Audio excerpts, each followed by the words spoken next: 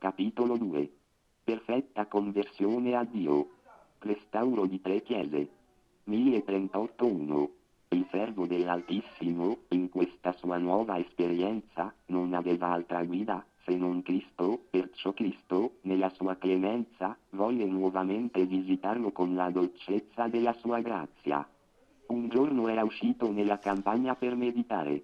Trovandosi a passare vicino alla chiesa di San Damiano, che minacciava rovina, vecchia com'era, spinto dall'impulso dello Spirito Santo, vi entrò per pregare. Pregando inginocchiato davanti all'immagine del crocifisso, si sentì invadere da una grande consolazione spirituale, mentre fissava gli occhi pieni di lacrime nella croce del Signore, udì con gli orecchi del corpo una voce scendere verso di lui dalla croce e dirgli per 3 volte: Francesco, va e ripara la mia chiesa che, come vedi, è tutta in rovina. Punto. All'udire quella voce, Francesco rimane stupito e tutto tremante, perché nella chiesa è solo e, percependo nel cuore la forza del linguaggio divino, si sente rapito fuori dei sensi. Tornato finalmente in sé, si accinge ad obbedire, si concentra tutto nella missione di riparare la chiesa di Mura, benché la parola divina si riferisse principalmente a quella chiesa, che Cristo acquistò col suo sangue, come lo Spirito Santo gli avrebbe fatto capire e come egli stesso rivelò in seguito ai frati. 1039 si alzò, pertanto, munendosi del segno della croce, e, prese con sé delle stoffe, si affrettò verso la città di Foligno, per venderle. Vendette tutto quanto aveva portato, si liberò anche, mercante fortunato, del cavallo, col quale era venuto, incassandone il prezzo. Tornando ad Assisi, entrò devotamente nella chiesa che aveva avuto l'incarico di restaurare.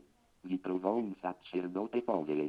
Lo dopo avergli fatta debita reverenza, gli offrì il denaro per la riparazione della chiesa e umilmente domandò che gli permettesse di abitare con lui per qualche tempo. Il sacerdote acconsentì che egli restasse, ma, per timore dei suoi genitori, non accettò il denaro e quel vero dispregiatore del denaro lo buttò su una finestra, stimandolo polvere abietta. 1042. Mentre il servo di Dio dimorava in compagnia di questo sacerdote, suo padre, lo venne a sapere e corse là con l'animo sconvolto.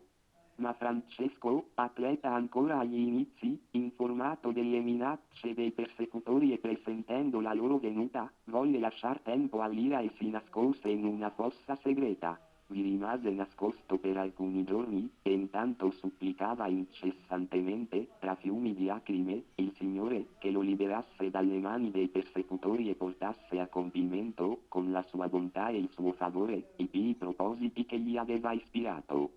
1041 sentendosi, così, ricolmo di una grandissima gioia, incominciò a rimproverare se stesso per la propria pusillanimità e viltà e, lasciato il nascondiglio e scacciata la paura, affrontò il cammino verso Assisi. I concittadini, al vederlo squallido in volto e mutato nell'animo, ritenendolo uscito di senno, gli lanciavano contro il fango e i sassi delle strade, e, strepitando e schiamazzando, lo insultavano come un pazzo, un demente.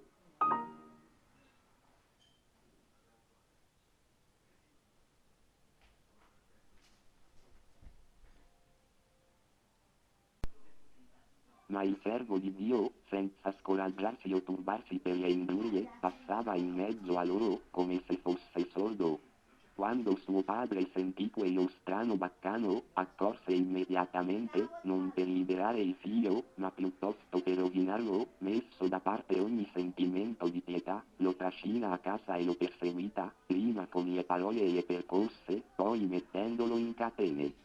Però quest'esperienza rendeva il giovane più pronto e più deciso nel mandare a compimento l'impresa incominciata, perché gli richiamava quel detto del Vangelo: beati quelli che sono perseguitati per causa della giustizia, perché di essi è il regno dei cieli. 1042-3. Ma dopo un po' di tempo, mentre il padre si trovava lontano da Assisi, la madre, che non approvava l'operato del marito e che non sperava di poter fare cedere il figlio dalla sua inflessibile decisione, lo sciolse dalle catene e lo lasciò libero di andarsene. Egli, allora, rendendo grazie al Signore Onnipotente, ritornò al luogo di prima. Ma quando il padre ritornò e non lo trovò in casa, rimproverata aspramente la moglie, corse a quel luogo, fremente di rabbia, nell'intento, se non poteva farlo ritornare, almeno di farlo mettere al bando. Francesco, però, preso forte da Dio, andò incontro spontaneamente al padre infuriato, gridandogli con libera voce che stimava un nulla le sue catene e le sue percosse e dichiarando, per di più, che per il nome di Cristo avrebbe affrontato con gioia qualsiasi tormento. Il padre, vedendo che non poteva farlo ritornare, si preoccupò di estorcergli il denaro e quando, finalmente, lo trovò sulla finestrella, mitigò un po' il suo furore, quella sorsata di denaro aveva in qualche misura mitigato la sete dell'avarizia.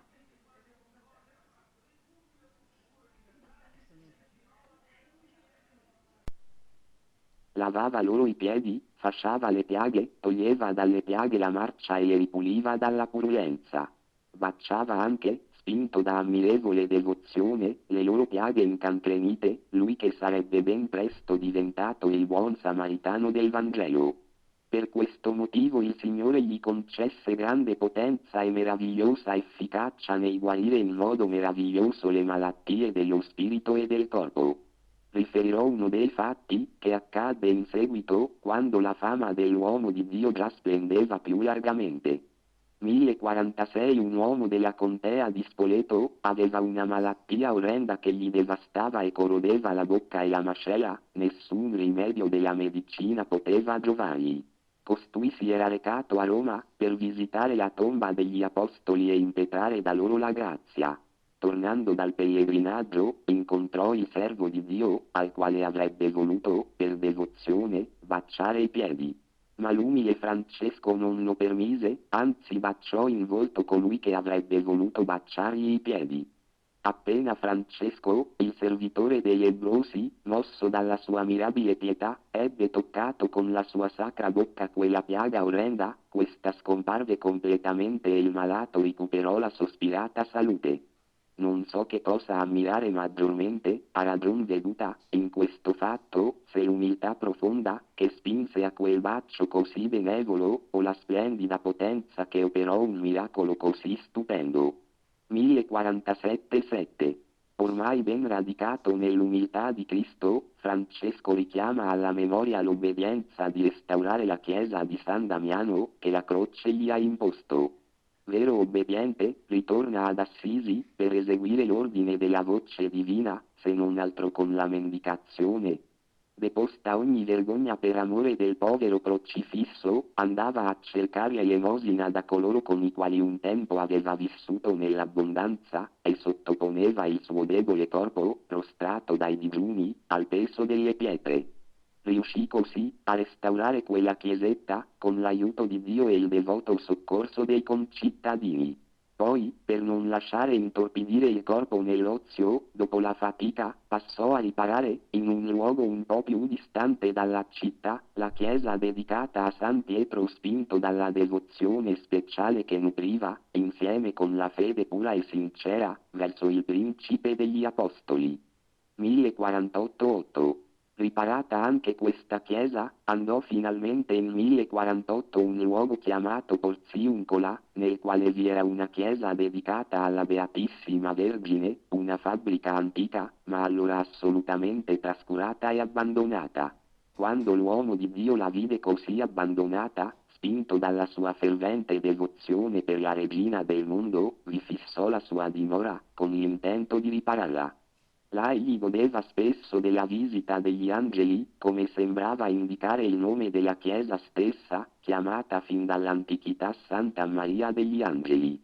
Perciò la scelse come sua residenza, a causa della sua venerazione per gli angeli e del suo speciale amore per la Madre di Cristo. Il santo amò questo luogo più di tutti gli altri luoghi del mondo. Qui, infatti, conobbe l'umiltà degli inizi, qui progredì nelle virtù, qui raggiunse felicemente la meta. Questo luogo, al momento della morte, raccomandò ai frati come il luogo più caro alla Vergine.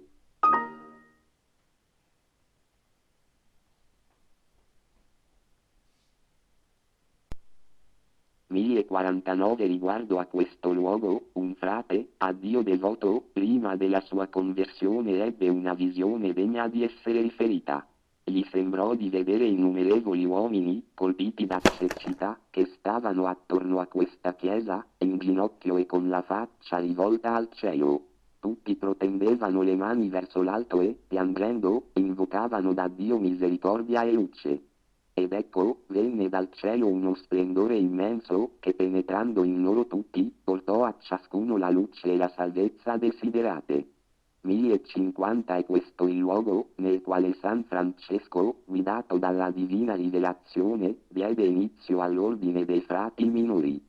Proprio per disposizione della provvidenza divina, che lo dirigeva in ogni cosa, il servo di Cristo aveva restaurato materialmente 3 chiese, prima di fondare l'ordine e di darsi alla predicazione del Vangelo.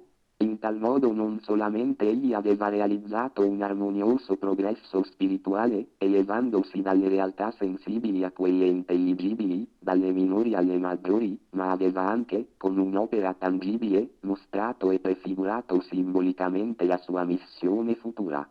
Infatti, così come furono riparati i 3 edifici, sotto la guida di quest'uomo santo si sarebbe rinnovata la Chiesa in 3 modi, secondo la forma di vita, secondo la regola e secondo la dottrina di Cristo da lui proposte, e avrebbe celebrato i suoi trionfi una triplice milizia di eletti, e noi ora constatiamo che così è avvenuto.